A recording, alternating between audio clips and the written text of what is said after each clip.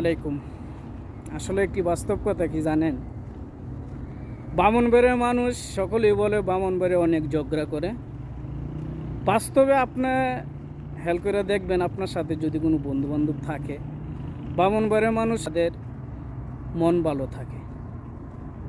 এটা আমার কথা না, এটা মোটামুটি সবারই কথা।